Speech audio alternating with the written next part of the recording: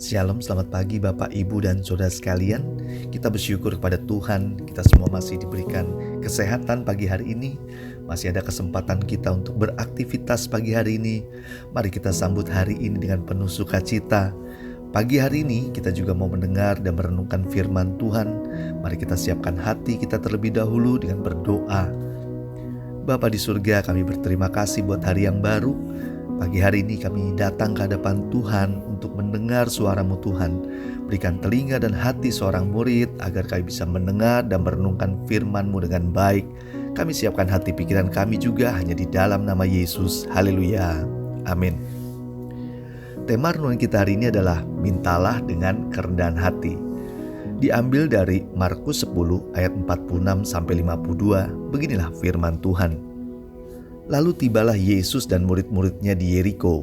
Dan ketika Yesus keluar dari Yeriko bersama-sama dengan murid-muridnya dan orang banyak yang berbondong-bondong, ada seorang pengemis yang buta bernama Bartimeus, anak Timeus, duduk di pinggir jalan.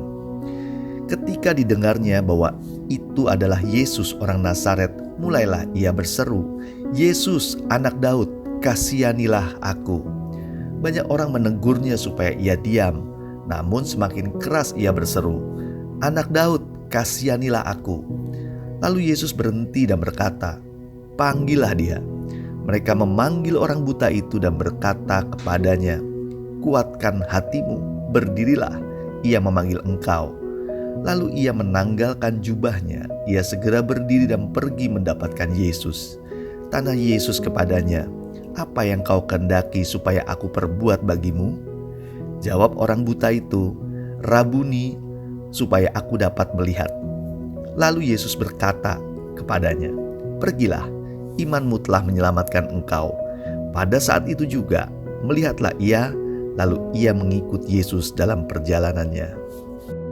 Saudara yang dikasihi Tuhan, kata kasihanilah biasa diucapkan pengemis manapun untuk meminta sedekah. Dengan kata-kata ini, pengemis menempatkan diri lebih rendah daripada orang lain, agar orang tersentuh dan akhirnya memberi sedekah. Apakah kita pernah mengucapkan kata kasihanilah aku pada orang lain? Mungkin sedikit dari kita yang pernah melakukannya, sebab hal itu sangat merendahkan dan juga memalukan buat diri kita, bukan?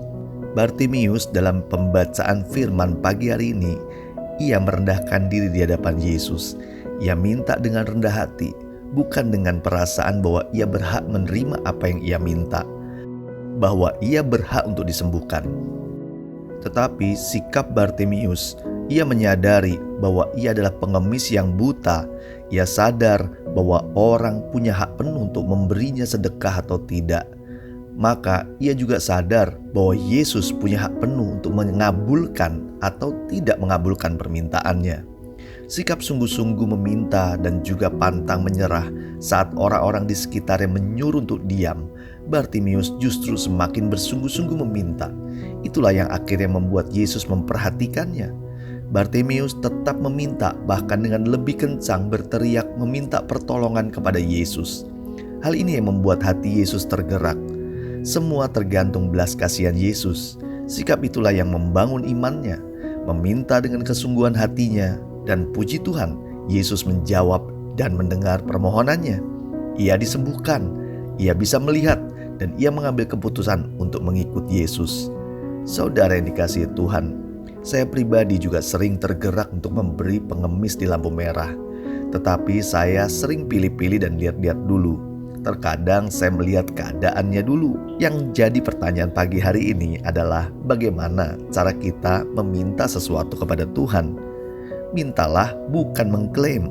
Mengklaim berarti menuntut atas dasar kita punya hak penuh atas apa yang kita klaim, sehingga permintaan kita harus dipenuhi. Menurut saya itu adalah memaksa Allah. Permintaan kita juga belum tentu sesuai dengan maksud dan rencana Tuhan, bukan? Mari kita belajar seperti Bartimeus. Hendaknya kita meminta dengan kerendahan hati dan bersungguh-sungguh. Sadarilah bahwa kita ini hanyalah hamba-Nya.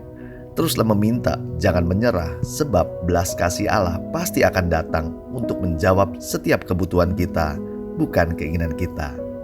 Marilah kita berdoa. Bapa yang baik, kami bersyukur karena firman-Mu pagi hari ini. Kau Allah yang baik dan memperhatikan setiap kebutuhan kami. Beri kami sikap yang benar saat kami meminta kepadamu. Beri kami hikmat untuk berkata-kata dalam meminta apapun yang kami butuhkan. Beri kami kerendahan hati dalam meminta dan juga kesungguhan hati dalam memohon belas kasihan Tuhan dalam menjawab kebutuhan kami. Pagi hari ini kami juga tak lupa memohon berkat Tuhan menyertai kami. Damai sejahtera, sukacita Roh Kudus juga menyertai kami dari pagi, siang, sore hingga malam nanti. Kami terima semua berkat Tuhan itu hanya di dalam nama Yesus. Haleluya. Amin. Selamat beraktivitas. Tuhan Yesus memberkati.